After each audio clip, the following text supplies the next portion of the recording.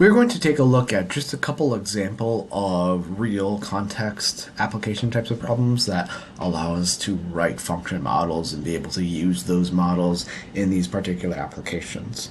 So we'll start with this very first example right here, where we are given that Hector and Kendall both leave from the same city of Sioux Falls at the same time as one another.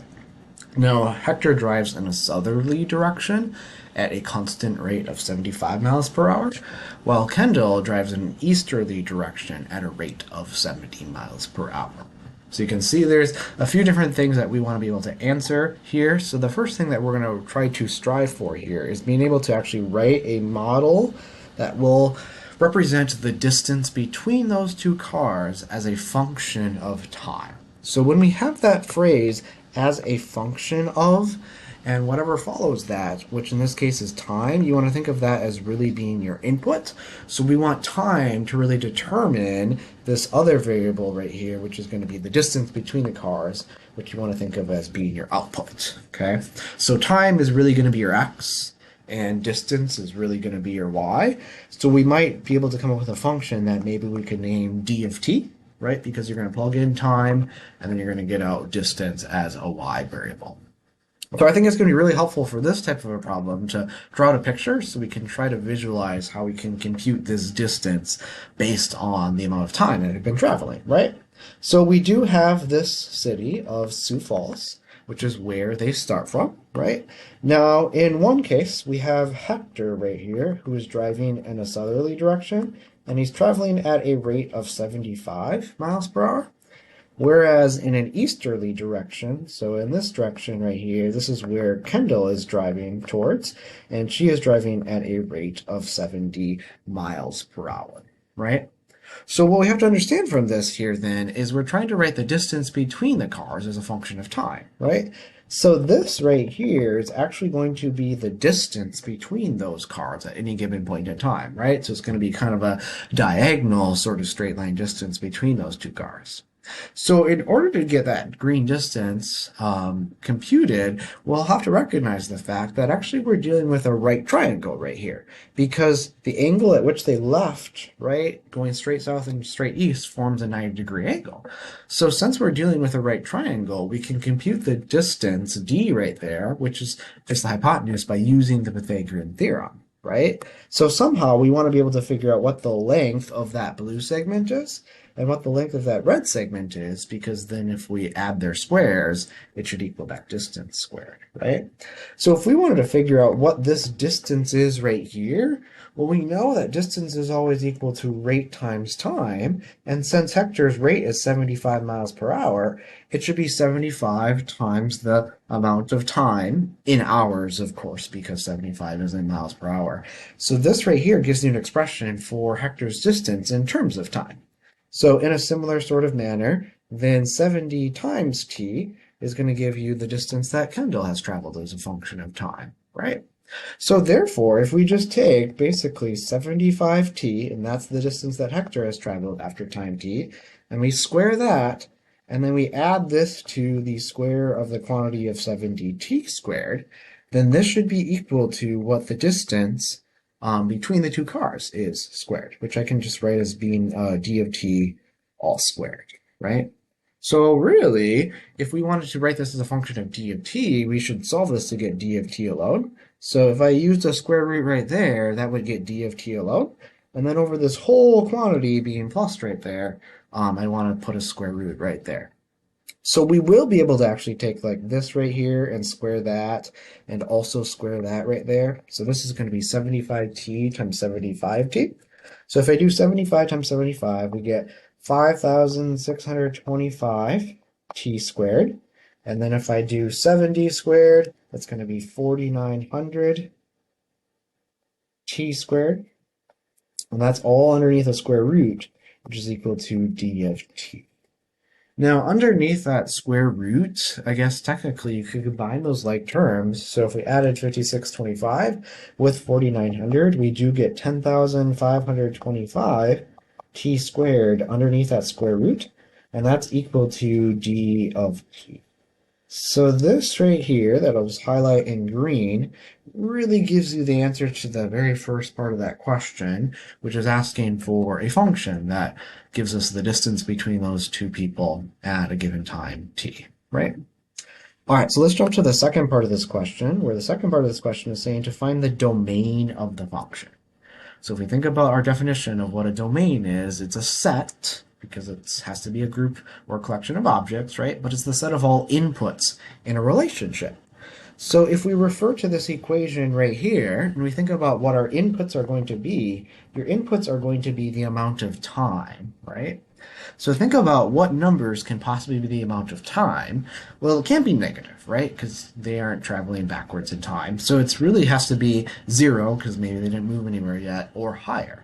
So really what the domain for this function has to be is it has to be all numbers that are at 0 or higher. So they're highlighted in green. Gives you the answer to part B of this question. The domain is all non-negative numbers. And then finally, the last question is what is the distance between those two cars after 2 hours time? Well, we can just simply plug in 2 for t, right, and be able to evaluate this. So the distance between those two cars after 2 hours should be equal to the square root of 10,525 times 2 squared, or times by 4, right? So if we multiply 10,525 with 4, we get 42,100. And then if we square root that quantity, we end up getting something that's approximately equal to 205.18. So that many miles would be that straight line diagonal distance between those two cars after 2 hours of time there. All right, and then the second and only other example that we'll look at in terms of function applications here goes to this, where we have that a farmer wants to build a rectangular fence using an existing side of his barn to bound one side of that rectangular fence. He has 84 yards total of fencing that is available in which to be able to build this fence. So similar to the last problem, there's a few different parts that we want to really break this problem into. So the first part of this problem right here asks us to express the area of the fenced-in rectangular area as a function of the length of one of the rectangle's sides. So similar to what I explained to you last problem, right? Whenever we say that we want it as a function of something, in this case, we want it as a function of the length of one of the rectangle sides. So that's going to have to be the input, the length of one of the sides of this rectangle fence. And what we want is we want the area of that fence to be the output, right? So we could write some function where area is going to be the output, so we could use a to represent that. And then we want the length of one of the rectangle sides to be the input. So maybe we'll just say that like x is the length of one of the sides of the rectangle, right? Okay, so let's draw out a picture to kind of see what's happening right here, because we are building a rectangular fence, but one of the sides of the fence we don't need to actually build because he's just going to use the side of a barn to be that fence, right? So maybe the barn is already constructed right here, of course, right? And so then using that barn, he's really just going to build a rectangular fence, right? Sort of like that. So it really only needs to kind of fill in 3 sides of this rectangle, right? So maybe we say that this side right here is the side that is x long, right?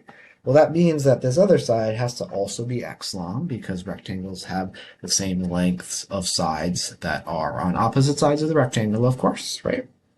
So for this other side right here, it might be different than x, right? So we'd have to maybe call it a different variable like y or something. But we really want to probably clue into the fact that there's 84 yards of fencing available, right?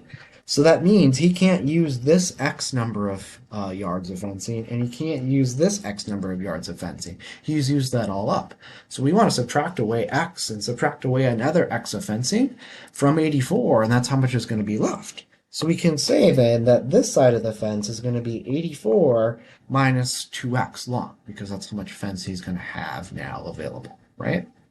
So with that, we can actually write this function now because we want to write a function of area of the fence. And if you think about how you find area of a rectangle, area is really just equal to length times width when we're dealing with a rectangle.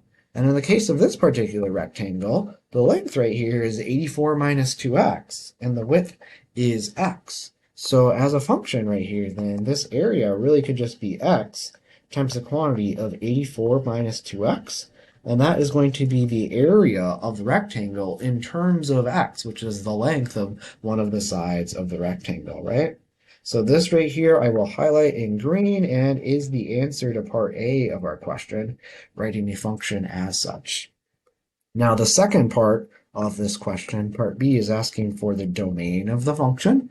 Domain, again, is the set of the inputs. So think about what your input variable is right here. Your input variable is x, which is the length of one of the sides, right? Now, if you're going to have like length, there actually has to be something, right? Like it can't just be 0, it has to be higher than 0. So basically any positive numbers. So the domain has to be any length x that is strictly above 0, and then you'll be able to have something that is going to be rectangular in nature, right? So that answers part B of our question there.